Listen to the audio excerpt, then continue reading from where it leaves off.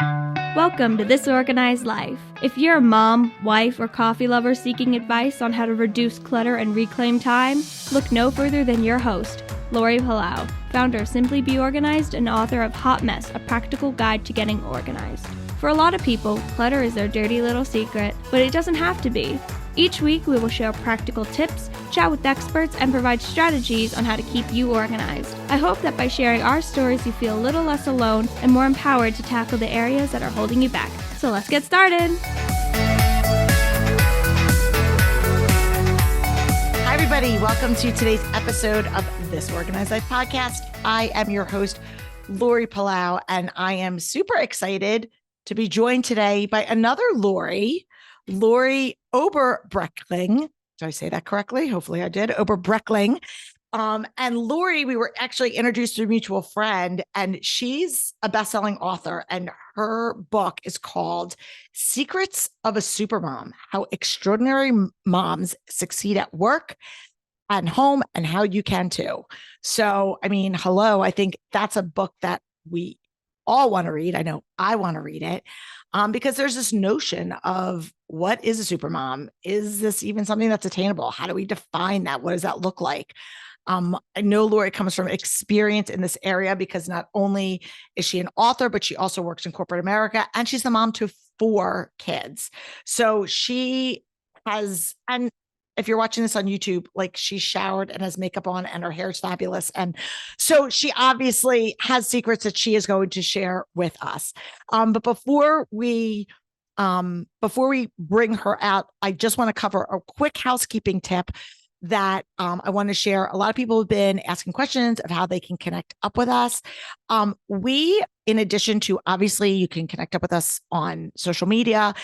If you're not already subscribed to our email list, I hate the word newsletter. It just sounds like very cheesy, but we have every week we send out for a recap of our tip of the week, as well as our long form episodes. And so if you miss an episode or you have a question, they go directly to your inbox.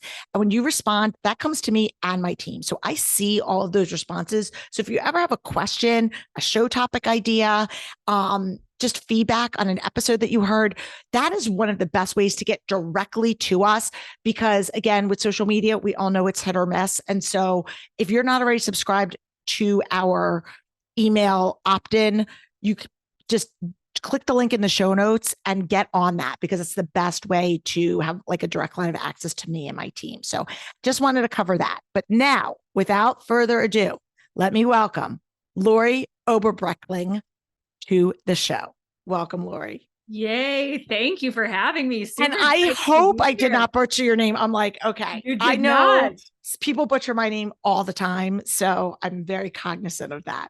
Yes. No, you did it. You did just great. And I am super excited too, Lori. Super high energy. This is going to be really fun today. It's buckle up, people. Buckle up.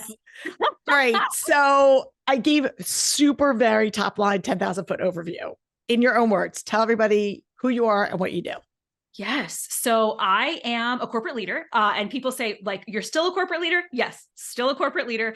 And I am also the owner of Secrets of Supermom, which started with the book that you mentioned. Secrets of Supermom, I wrote as a sort of pandemic baby when I realized that there were moms doing things differently. And I wanted to know those ones that were keeping it together, what were they doing differently? And so wrote that book, and it's turned into all sorts of other fun things. But also I am a wife. I'm a mom of 4. My oldest is 13 and my youngest, I was going to say, 7. give us the range, give us the spread. So, yep, I've got 13, 12, 10, and 7. So everyone is in the same school this year. They go to school at the same time this year. That's major. Very magical. Yes, it's magical. It's going to be the last year that happens, but that's okay, because we're going to take it full advantage of this year. Well, and you're kind of coming out of the fog. You're moving into another really busy season, but there was a point in your life where you had 3 under 3, if I could do the math correctly. It's true. Yes. It's 4 and 6 years. So yes, 3 under 3. And then I had the last. And so, yes, I had one. And what do you have? Boys, girls? What's your 2 girls, 2 boys. I go girl, boy, girl, boy. It was, again, magical. It's magical. Okay. But yes, they were all very little, all at the same time. And at the same time, I worked full time. I've worked full time forever. But my husband traveled full time. So he was gone all week and had 4 tiny ones and worked full time. So I know what it is like to have a million things and to be running a million miles a minute. And so I get it. That is just, and listen, I can relate to 2/3 of that. Like I had a husband who traveled, I worked, I only had 2 humans at home. You had me doubled. Let's talk about the elephant in the room, the notion, the word supermom, because I think people hear it and it elicits a lot of emotions, some good, some bad, some resentful, some empowering, so many different things. So let's just paint a picture in your mind. How do you define the supermom persona?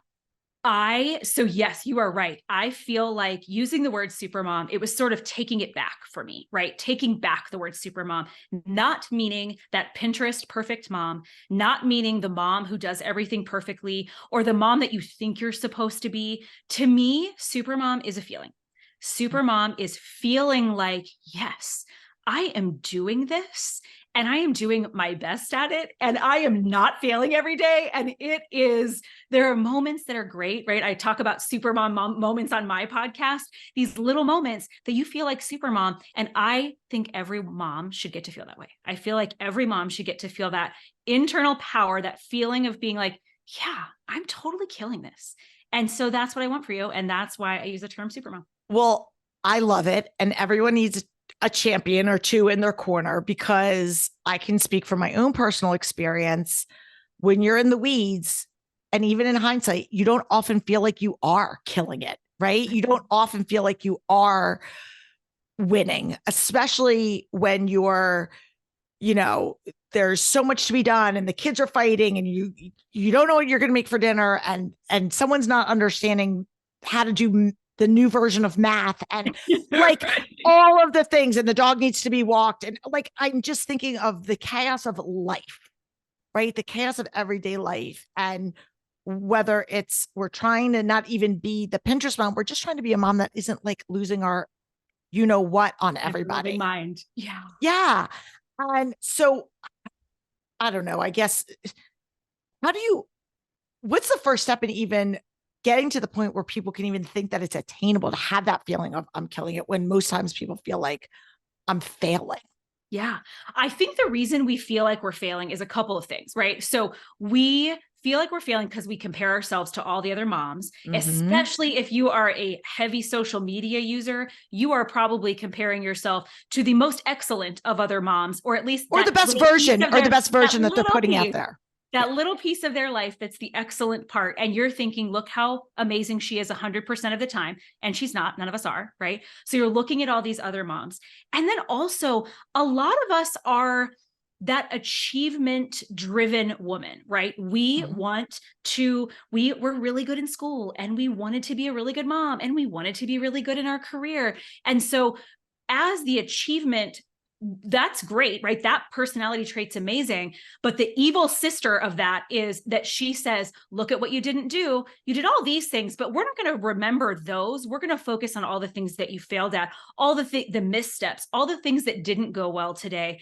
And we start to get in those habits of focusing on all the bad. We never focus on the amazing things, because I'm willing to bet every single day something great happened and you just forget it because you're so focused on the things that are bad. And so being able to start to switch that mindset and being able to say, what did go well today? Where did I totally connect with my teenager? Even if it was just quickly on a drive to take them to practice, right? Where did I totally look in a space in my house and be like, this is super organized and I am totally killing it here, right? Where did I have a win at work? Where did I, even if it was just in one meeting where I said something totally brilliant, right? Where did you have those wins? And starting to pay attention to those and increase those supermom moments. And as we see more of those, we're then able to look for them, right? Because we find them, we look for them, we find them, we look for them. I love that. And I think you hit on a really, really important point that I want to kind of like go back and like talk about for a second, which is that notion of achievement. And for people, whether you work outside the home or not, a lot of times we look at our achievement based on benchmarks that were set for us. So you're in school, you get a good grade. You are a basketball player and you hit a free throw. You score the goal. You did whatever it was, right? So you have these very actionable, tangible like achievements of what it is that success looks like. And when you grow up and then you're in work and you're in a career, you have accountability to your boss, to your coworker, to your team, to your client, to fill in the blank. And those are your benchmarks. And they're very hopefully clearly defined, right? You do this, you get this. Home, we don't have that.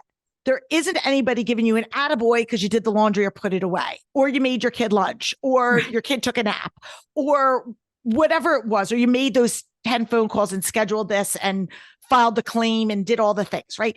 That they're just things that happen to keep the wheels turning. And I think that whole achievement thing, because it isn't as clearly defined, is where a lot of people, specifically women, but I would argue as we have more stay-at-home dads and men that are, the primary caretakers, that's where it starts to get really, I start seeing that self-deprecation or that feeling of defeat or what did I do all day or I am not measuring up. I don't know if you want to just kind of like speak into that. Yeah, absolutely. So I think that you're right. At home, there are not clear benchmarks. There are not clear, this was a good day, this was a bad day, this was a win, this was a loss, right? There aren't any of those. So we only know what we know. So sometimes that's us comparing ourselves to how we grew up. Might be us comparing ourselves to the friends in our lives, the family in our lives, the people around us, or if we have none of that, again, the people online, right? So we're comparing, is our day a win based on someone else's benchmarks of what's a win for them? And that is a slippery slope, right? Because we start to measure against someone else, and someone is always going to be smarter, faster, better organized, a better cook, a better caretaker, better at changing diapers. Like there's always going to be someone, quote, better than you at anything in your life. And if we constantly compare ourselves against that, we're always going to be on the losing end. Always. We will always be. Yeah. And so I think we've got to change that, where we're looking at inside going, what do I want? What would be a win today? Is getting one thing done a win today? Is just hanging out with my kids and like loving on them a win today? What is the win? And then how can I structure my life to get there instead of just constantly waking up every day in a spin, comparing to everyone else and feeling like every day is a disaster? I love that because you're setting something specific. And I love that you are saying, start by asking yourself, what's a win? Because so many of us, we just, again, operate on autopilot. And I understand, like, I get it to a certain extent. Like, you have all of these things and you got to do it. But I have this 3 things list, right, that I've talked about before. So for our listeners that have been here a long time, they've heard about it. But for anybody that's new, it's 3 non-negotiable things that I need to get done, that I need to prioritize, that are out of the norm. I'm not talking about making dinner. I'm not talking about doing laundry. I'm not talking about carpooling. And it could be anything. It could be, I need to schedule this doctor appointment, or I need to call the insurance company, or I need to respond to this, whatever it is. So, but there are 3 things that are time sensitive for whatever reason, and I'm prioritizing them today. So somehow I have to work those 3 things in. And anything above and beyond that is gravy. So I know that that is really important for me. And that's a practice that I put in so that I could have something measurable. Because I think, again, when we are just talking about the abstract and we're not really talking about it at night, when I go to put my head on the pillow and I'm exhausted and I feel like I've been depleted and I've been going, and you're just like, again, saying, I'm the opposite of a super mom. And you'd be like, no, I did these things. I set this goal and that's what I did, whatever that looks like. Yes. And I love that. Yeah, I love that. I love top 3. I love if top 3 is too many, I tell the women in my society this all the time. Yeah. If top 3 is too many, pick one. Yeah. One For sure. you can do today. For sure. And I think so often we still, like, when you start to pick these top 3, I want to speak to you. If 3 is too many, if 1 feels like too many, I know that you listen and you think, oh, well, I have to do these things, and still these things are for other people. But I want you to ask yourself, what would make today totally successful? If I'm going to lay down tonight and I'm going to say today was totally successful, ask yourself that before you choose that one or those three. And then when you get those done, you will feel that way, right? That's the feeling that we want. Not did I get everything done for everyone else, but did I actually get it done and feel like it was good? Well, and that to me, Lori, is where the light bulb pops on, because for so many people, so many moms, you're so detached from what your own needs are, that because you're so focused on whether it's your kids or your spouse or your boss or whatever it is, or just concerned what other people are going to think, that you just like, that's a hard task. Like, you think it's so, it sounds so easy. What do you want from today? What is your goal? But again, when you've been, in this habit of not prioritizing your needs or your wants and being detached from your own feelings and just been in this, reactive mode, turning the camera back on yourself is harder than it seems. Way harder. So where do we go? Like, how do we even begin to learn how to walk again? Yeah. I had a woman ask me, so I said, we were talking about choosing things that fill you up, right? Choosing things that bring you joy, that make you excited, that bring you back. And she said, what if I don't know what those are? And she was dead serious, right? Yeah. She was absolutely serious. She had spent her life, her so many years focusing on her kids and her partner and her job and all of the things that she, quote, needed to do, should do. And she truly forgot what things really lit her up. So we just started to ask some questions. Okay, what used to light me up? What did I do in college? What did I do when I was a kid, right? Sometimes you have to go way back and say, what was something that made me so happy? And then you start to kind of open that onion, right? Like you go, oh, okay. I remember that I used to totally love scrapbooking or photography or cross stitch or crossword puzzles or right, like whatever randomness that you used to love. I used to read all these books and I haven't read a book in years. I used to, right? Whatever you used to do. And then you start to kind of come up with those things that would feel successful. That would feel amazing. That would feel fun to put back in my life. And that starts to make you excited, right? And then you can start coming up with more ideas. But if you've forgotten, then let's just take a pause and just take a step back and say, what used to be there that's no longer there? I love that. And it's funny. And I know this isn't exactly what you're talking about, but it just made me think about it. So the other night, my daughter has been dog sitting for family friends of ours who are on vacation. At the time that we're recording this, it's still summer. And so they were on vacation. So she's been dog sitting at their house. And so she was like, I don't feel like being alone. And my husband was traveling. And I said, well, why don't I come over? I'll grab a pizza. And that way, because you don't have to kennel the dogs and leave, I'll come to you and we'll have pizza and hang out for a couple hours. And she was like, I love that. So as I was walking out the door, I grabbed a deck of cards, right? Because we were going to be in their house and they have little kids or whatever. And we sat out on their back. They have a beautiful property. So it was a nice night. We sat outside, we ate pizza, and we played cards.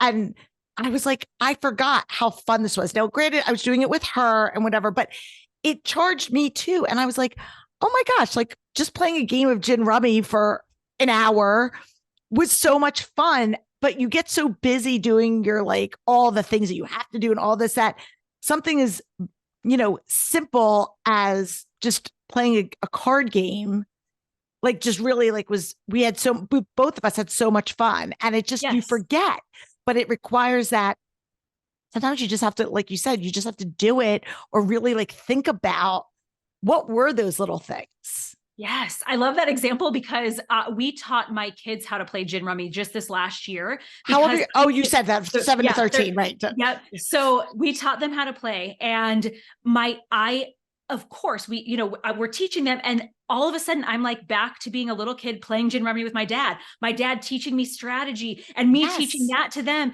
And it was this lit up time that was so much fun. They loved learning it. And then I, of course, loved playing again. And it wasn't something I wouldn't have just sat down at my desk today and gone, I should play gin rummy tonight, right? Like that wouldn't have come to me. But by starting to try these new things and getting the kids involved, we then did go, oh, this was so fun. And I remembered all the, backgammon and all these other fun things I would do with him too. And so I think that sometimes you just have to dig a little deeper, get a little more creative, because you will find those things that do light you up or that used to, and those didn't go away. They just kind of got buried for a while. Yeah. Oh, no, absolutely. I absolutely love that. You wrote the book during the pandemic, and I'm just curious, did your definition or version, has it evolved and changed post-pandemic? Like from what you thought before, like going from the pre to you wrote it during, and now here we are kind of hopefully, on the backside of things, looking back. Has that definition evolved and changed? And if so, in what way? Yeah, I think I certainly combined supermom with things that you feel and things that you do, right? Okay. In when I would think about it, probably pre-pandemic. And then I continued to use that term. But when I surveyed and interviewed all the women for the book, I started to get new knowledge, things that were really working for them, that were things that I had not even done, right? Things that I wasn't using in my own life, but really were helping them stay focused, stay motivated, feeling healthy, right? All of these other things. So I started to kind of expand my definition. And now I feel like ultimately it really is that feeling. It has nothing to do with really what you're doing. It's a feeling. But when the things that we're doing in our life feel easy, the way that we feel feels easy. And so I still talk about productivity and time management and all of the things that we do in our lives, because as we get systems and processes in place to make all of that easy and save our energy does get to be focused on the things that make us happy and make us feel like supermom. I love it. And I don't know if you're familiar or not, but so I do a lot of work surrounding the Enneagram, which is a personality typology. And it looks at the different motivations, but one of the many layers of the Enneagram, and it's really kind of where the core of my work with the intersection with clutter and the Enneagram come in, has to do with the three centers that we use to make decisions: thinking, feeling, and doing, right? Our head, our heart, and our gut. And so as you're talking about the secrets of a supermom being feeling, I could only, again, my brain automatically goes to like ping Enneagram stuff. And I'm thinking that for some people, it's probably even harder because you're not as in tune. There are some people that are dominant and they lead with thinking, and there are other ones that dominate with feeling and others that dominate with doing. And on the same note, there's people that don't use those as frequently. So for someone like me, I use feeling last, right? I'm a doer and a thinker. Right. So I'm very action oriented and I'm very like data logical. So those are the two centers that I use very intuitively. For me to bring up like a feeling requires a level of intention. Yeah. And so this exercise is probably super healthy for me because it forces me to go where I don't normally go. But it, and where other people that might be like, live in that feeling center, they have that. So I just found it like more fascinating. I don't know if there's really a question in there, but I just think it's interesting because it forces you, for some people, that this might come really naturally, and other people might be like, this feels really weird or hard. Yeah. And I think so. You and I are the same, which is why I think that I've added the feeling as a not secondary, but it wasn't the key part, right? Because as I continued to learn about it, I realized, oh my goodness, this really is about a feeling. But you're right. The doing and the thinking are what come first for me. And the feelings, in at least, old me, as I've continued to work on personal development, of course, I've learned more. But the old me, that the feeling was like, squash that down, just get your stuff done, right? Like, who cares how you feel? Do it. And exactly that's the work. That's But what leads to burnout. right. But that's it. And that's the beauty of why I love what you're teaching and what you're talking about, because again, that is, and I also, again, we all can be better versions of ourselves, right? If you're living in your feelings and you're not doing anything, you got to there's a time and a place. And the goal is to be integrating all three of those. And I love that, because I was very much like you as well, where I was like, feelings are a waste of my time. Yeah. To be fair, I was like, sorry, that there's no good that comes from, which, I may or may not have children in therapy for the rest of their life because I've said that, Mom, why can't I cry? I don't know. Maybe I told you, unless you're in physical pain, that there's no need for that. Okay. That was not the right thing to say. I admit that now. But I think that's why this is so important, because we get so focused in on that, and that achievement piece, like you were saying earlier, is such a driver for us. And when you're only looking at the achievement, you're not factoring in all of the other things that go into making that happen. So yeah. If you can't focus on all the pieces of it, then yeah, you're missing it, right? You're totally missing the whole experience. Yeah. Yeah. We're going to take just a quick break. And then when we come back, I just want to talk to you a little bit, because we have a lot of entrepreneurs, and I want to talk to you a little bit about building a business, working in corporate America, and that whole entrepreneurial journey, because I think that's also another supermom power that you have and that you are harnessing. So sit tight, and we're going to come back and talk about that. All right, Lori. So one of the things that I am super impressed, admired, in awe of are women like yourself, who have a passion, are on an entrepreneurial journey, are doing things to empower other women as well as themselves. And they are also working a, air quote, 9-to-5, a corporate job. Because I can sit here and say with the utmost honesty and authenticity that I am forever grateful that I was in a position to be able to go in full throttle into my business. But I recognize not everybody is in that position, nor not everybody wants to, right? It's sometimes people have a choice and they want to do it.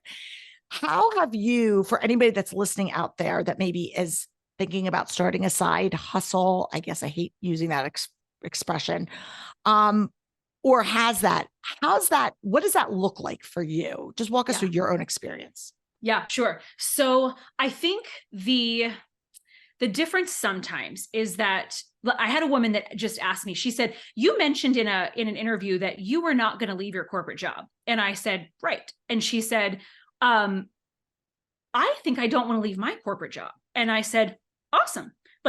You can still have a business and have a corporate job. And I said, the difference here is I didn't start the business because I hated my job.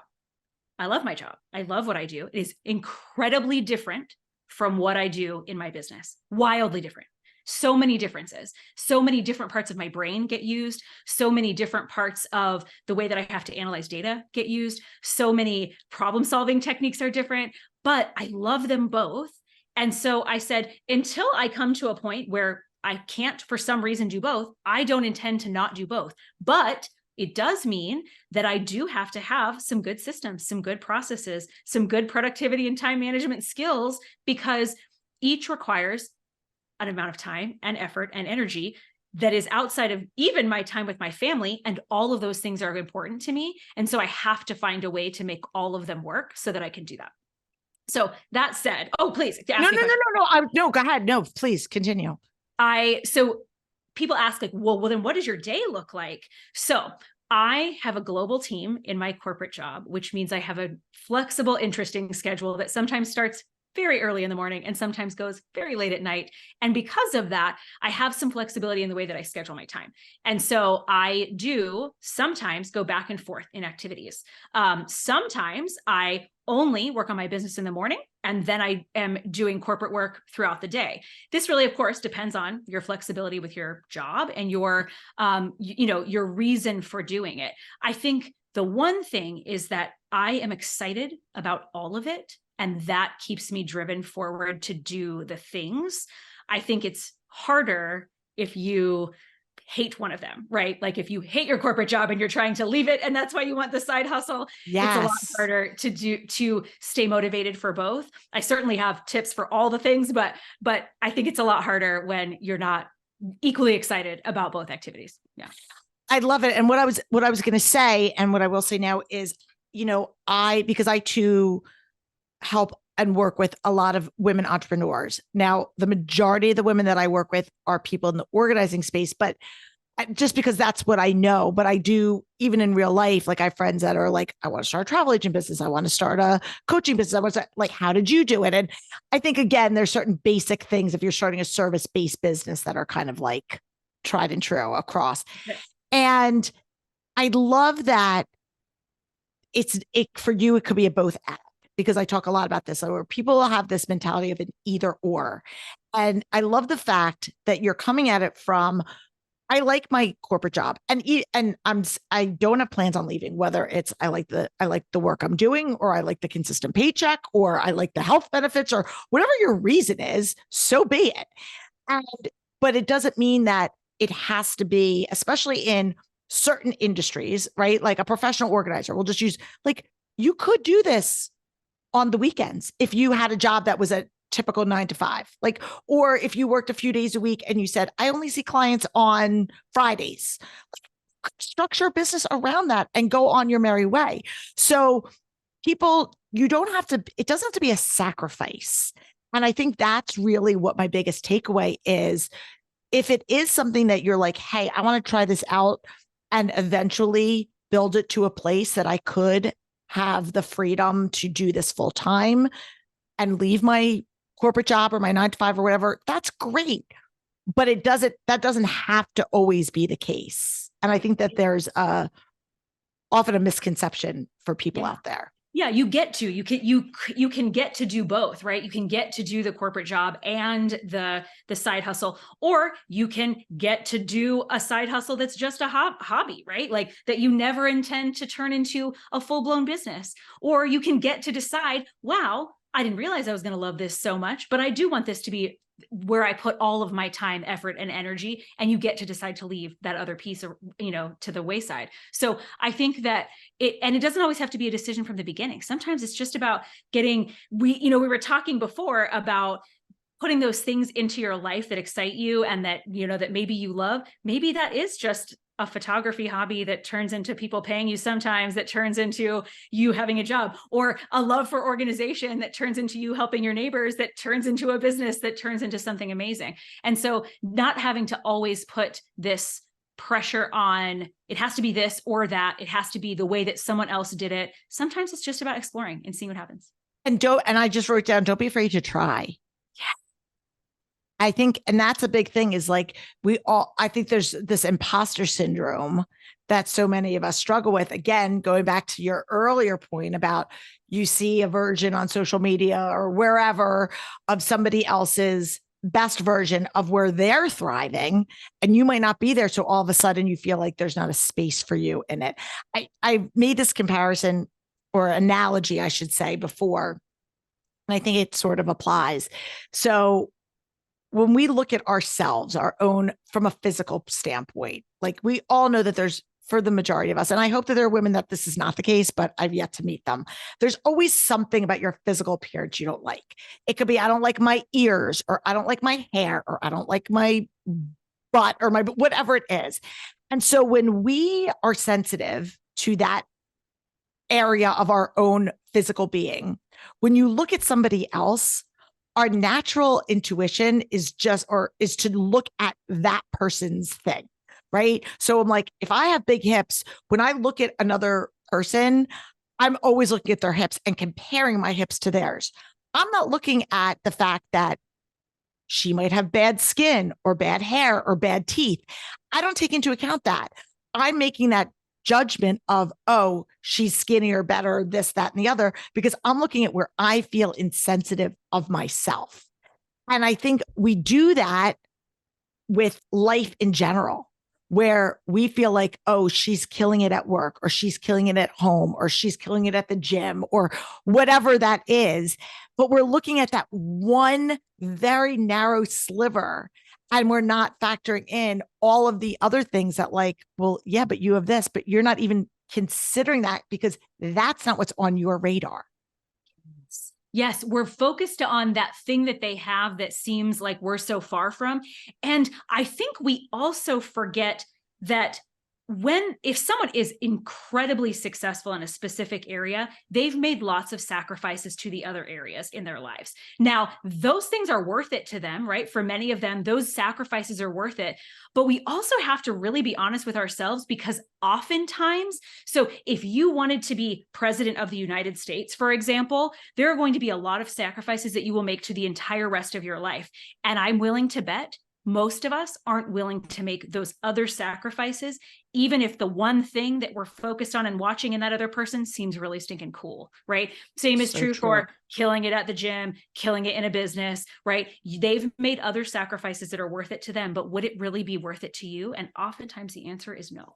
Right. Like, you know what? I liked eating that pizza. And you know what? Right. So I'm sorry. Like I'm willing to, have a few extra pounds because of that, or whatever the thing is. But it's so true. It is so true. I absolutely I love it. And I guess what's your goal moving forward? Like, where do you see with the women that you're coaching, you've kind of created this movement of redefining what that looks like. What is a super mom? Again, from a doing to a feeling. I love that. For people that are listening out there, what are some specific actionable steps that they can take? Yeah. So really my goal is that you feel like super mom. And so oftentimes it's what we're doing that starts that. And then that feeling starts to come, right? So a lot of what we work on is parenting and productivity and managing our time and setting boundaries and getting rid of the shoulds, and all of those things. Those little baby steps into those areas help you cultivate that feeling. And so that's really what I want for the women in our group. So that's what we do with our SuperMom Society. That's what we do every single month. We plan, we do masterclasses, we start to just hone those skills, and we practice. We practice these things like habits so that we can continue to cultivate those feelings that we want. So that's really the goal of all the things that we do, the summits and the podcast and all of that, is to help you feel like supermom. I love it. Now we can edit this out if we don't have a good answer. So there's no pressure here because this is not as part of our talking points, but I'm just wondering, because again, I think people are gonna be listening and saying, this sounds amazing. I don't know if it's doable, right? They might be like having that self-doubt or whatnot. Do you have any success stories that you could share, like a specific anecdotal stories without naming names of maybe where somebody came in and what that like evolution looked like for them, just to give somebody a picture in their mind? Totally. So I have a client that was a one-on-one client of mine. So she was in our society, became a one-on-one client for about 6 months, and then is now again in our society, no longer a one-on-one client. So I'll use her as an example because we just had what I like to call a testimonial call, where I kind of ask you questions about your experience and what you went through. And so she worked full-time. She has 2 kids. She has a husband. They like to travel. So they had all of these things that felt very heavy on their life. She wanted to eat better. She wanted to move more. She wanted to do things that she loved for her own self. She wanted to shut down her computer at 5 or 5:30 or even 6 in the evening and not continue to press that time later and later and later, yelling at her kids, being impatient, all the things. So she had a lot of goals because she felt like life was just getting away from her. So we worked together. So her experience, she said, we are still weekly planning every single week, both internally, her, and then as a family, they plan out their week. They have a calendar that's up in their kitchen that they're looking at their plan every single week. She said, the kids have noticed that I yell way less and I'm way more patient.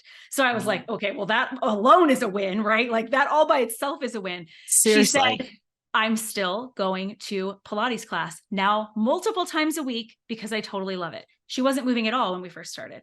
So all of these things, so now it's been several months since we were working together, but all of these things have stuck because she found things that would work, right? We tried different things, found some things that worked, And then we just practiced. And a lot of it is you try something and it works for a minute and you fall off the wagon, right? Whatever you want to call it. And then you say, see, that didn't work, and you stop. The whole magic is the restart. The magic is starting over and over and over again with something that works, because then it becomes a habit and then it continues to work. So that was really what we built for her. And it was super fun to hear all of the changes that she had made, because they were impacting everything. They were impacting her work boundaries. They were impacting her relationship with her husband. I already mentioned her relationship with her children. And to me, I mean, that's just so powerful. Oh my God. I love it. I love it. That's so great. Thank you so much. So on that note, tell our listeners where they can find you, connect up with you on social media, learn about the society, any of the one-on-one coaching. Obviously, we'll link to the book, all that stuff, but go ahead and yes, give them all the things. Supermom.com is really the best place. Secretsofsupermom.com has the book, the podcast, the society, has all the things. I'm Secrets of Supermom on all the platforms. So really, you can pretty much find me anywhere. And I love questions. I love for you to connect with me. I love to hear takeaways, all the things. So please, please, please reach out. Awesome. That is so great. All right, Lori, we're going to take one more quick break, and then we are going to come back and just wrap up with our hot mess minute questions. So sit tight. All right. This has been so great. I love everything about this conversation, because I just love what you've done, what you've built, how you've led by example, and now how you are paying that forward and using your own passion and talents and gifts to empower and support other women, because that's what we're all about. And again, being a super mom is not about being the best at all the things. It's really about finding peace and happiness where you are with your own gifts. And I love that messaging. So thank you for redefining that for so many of us out there. Okay. So I know you're an author and you have all these things. Do you have time to read? Are you a reader as well? Reader. Yes. 100%. Okay, Big good. time. Okay, good. So we love to ask our guests a book, and it could be two if you've got a couple, that is either something that's been like really impactful or transformational in your life, or something that you recommend to other people, or it could also just be something that maybe you're currently reading that you're enjoying, but that you want to share with our listeners. Yes. So I read fiction and nonfiction, but I have to, so to answer this question, I think I have to start with High Performance Habits by Brendon Burchard. For this book, this was probably the first personal development type book that I had read in years. I'm talking like maybe even since college. And as I read it, I went, this is what supermoms do.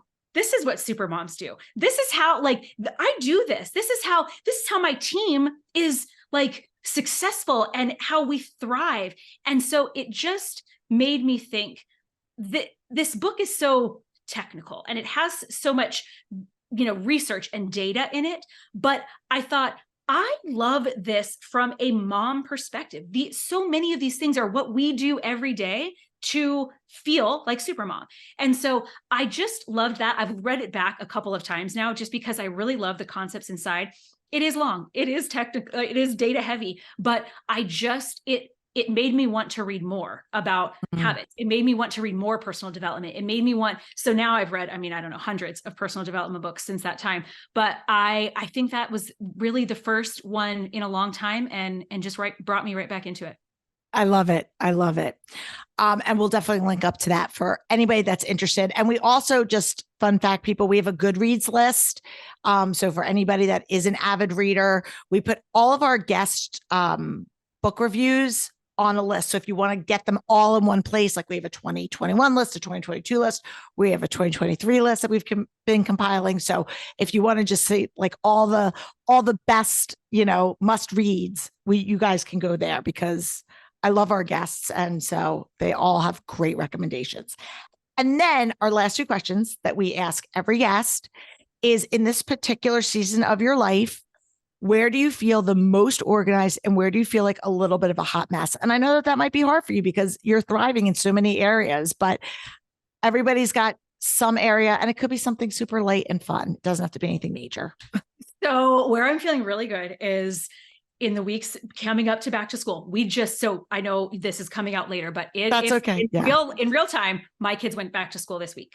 And I had a goal of reorganizing every single one of their rooms, toys, clothes, everything. And I hit it. Sunday before we started school, I did all of it. And their rooms are totally organized. Their clothes are totally gone through. So I feel like that's huge. Like a super mom, right? Come on. Woohoo. And then, the hot mess. So all of my neighbors are very privy to this, but our garage is the epitome of a hot mess. There is nothing organized in there. There is stuff everywhere, donations everywhere. If you looked at the rest of our house, you would think, wow, she kind of has it together. And you look at the garage and you think, what could possibly be in that home? It's tragedy.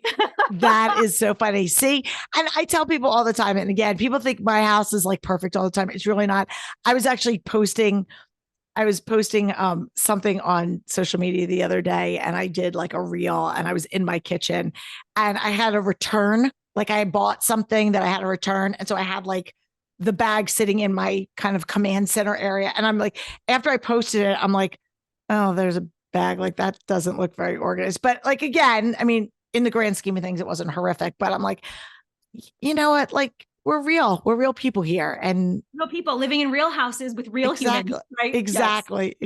I love it. Lori, thank you so much for all the work that you do, for coming on our show, for sharing your wisdom and enthusiasm with our listeners. And again, everyone out there, go check out all the things that Lori's doing, Secrets of Supermom. And if this is your first time tuning into our show, welcome. So glad you're here. You can follow, subscribe on any of your podcast streaming platforms, or watch us on YouTube if you prefer. Follow us, leave us a review. Let us know if there's a specific topic or question you have. We want to bring you guests like Lori that are here to make your lives better. So until next week, I'm Lori Palau. Peace out. Thanks for tuning in. If you like this episode, please spread the love and share it with your friends. And if this is your first time joining us, make sure to click the subscribe button wherever you are listening so you never miss an episode. And while you're there, please leave us a review so other people know that our show is worth the listen.